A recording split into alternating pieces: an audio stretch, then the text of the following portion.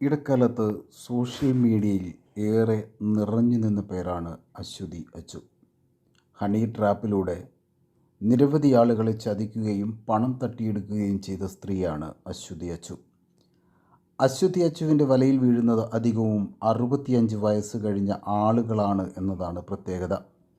അത്തരത്തിൽ അശ്വതിയുടെ തട്ടിപ്പിന് ഇരയായ ഒരാളാണ് മുരുകൻ. തിരുവനന്തപുരത്തെ പൂവാർ സ്വദേശിയാണ് മുരുകൻ. 65 വയസ്സാണ് പ്രായം. റിട്ടയേർഡ് ബാങ്ക് ഉദ്യോഗസ്ഥനാണ്. മുരുകൻ്റെ ഭാര്യ മരിച്ചിട്ട് 10 വർഷമായി. വീട്ടിൽ ഒരു മകൻ മാത്രമാണ് ഉള്ളത്.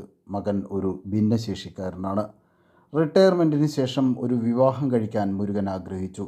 ബ്രോക്കർ മുഖാന്തരം ശ്രമിച്ചെങ്കിലും 65 വയസ്സുകാരനായതുകൊണ്ടും ഭിന്നശേഷിക്കാരനായ മകനുള്ളതുകൊണ്ടും ആരെയും കിട്ടിയില്ല. അവസാനം വീട്ടുജോലി ചെയ്യുന്ന ഒരു വേലക്കാരിയെ കിട്ടുമോ എന്ന് ശ്രമിച്ചു.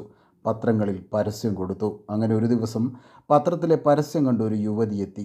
ദുർഗാദേവി എന്നാണ് പേരെന്നും താനൊരു പാവപ്പെട്ട കുടുംബത്തിലെ അംഗമാണെന്നും യുവതി പറഞ്ഞു. ദുർഗ കാണാൻ സുന്ദരിയായിരുന്നു.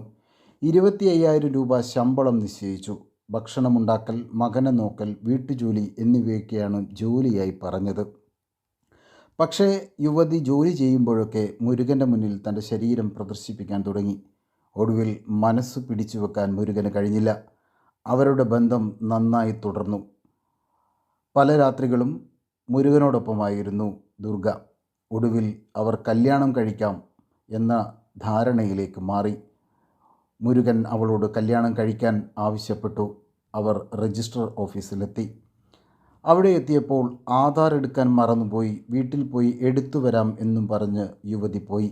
1 മണിക്കൂർ കഴിഞ്ഞു, അവൾ വന്നില്ല. വിളിച്ചപ്പോൾ ഫോൺ സ്വിച്ച് ഓഫ്. പിന്നീട് മുരുകൻ അവളെ കണ്ടില്ല. മുരുകൻ തൻ്റെ ഭാര്യയുടെ 25 പവൻ ആഭരണം അവൾക്ക് കൊടുത്തിരുന്നു. അതിനു മുമ്പ് തന്നെ പല ആവശ്യങ്ങൾക്കുമായി 15 ലക്ഷത്തോളം രൂപ ദുർഗ മുരുകനോട് വാങ്ങിയിരുന്നു. ഒടുവിൽ മുരുകൻ പോലീസ് സ്റ്റേഷനിൽ പോയി പരാതി കൊടുത്തു. യുവതിയുടെ ഫോട്ടോ കാണിച്ചപ്പോൾ പോലീസുകാർ ഞെട്ടിപ്പോയി. കാരണം ആ യുവതിയുടെ പേരിൽ 3 കേസുകൾ സ്റ്റേഷനിലുണ്ടായിരുന്നു. എല്ലാം ഇതുപോലെ തട്ടിപ്പും ഹണി ട്രാപ്പ് കേസുമായിരുന്നു. ഇവരുടെ പേര് അശ്വതി അച്ചു എന്നാണെന്ന് പോലീസുകാർ പറഞ്ഞു. സമൂഹത്തിലെ ഉന്നതർ, രാഷ്ട്രീയക്കാർ, ബിസിനസ്സുകാർ, പോലീസുകാർ, ഗവൺമെൻറ് ഉദ്യോഗസ്ഥർ, റിട്ടയേർഡ് ഉദ്യോഗസ്ഥർ തുടങ്ങിയവരെയാണ് അശ്വതി അച്ചു കെണിയിൽപ്പെടുത്തിയിരുന്നത്. അത്തരത്തിൽ കൊല്ലം RTO ഉദ്യോഗസ്ഥനും അശ്വതിയുടെ ട്രാപ്പിൽപ്പെട്ടിട്ടുണ്ട്. ഒരിക്കൽ അശ്വതി RTO വിളിച്ച് എനിക്ക് നിങ്ങളെക്കൊണ്ടൊരാവശ്യമുണ്ട്, എനിക്കത് ചെയ്തു തരണം എന്ന് അശ്വതി പറഞ്ഞു. എനിക്കെന്തു തരും എന്നായിരുന്നു RTO തിരിച്ചു ചോദിച്ചത്. നിങ്ങൾക്കെന്ത് വേണം എന്ന് അവൾ ചോദിച്ചു. എനിക്ക് നിന്നെയാണ് വേണ്ടത് എന്ന്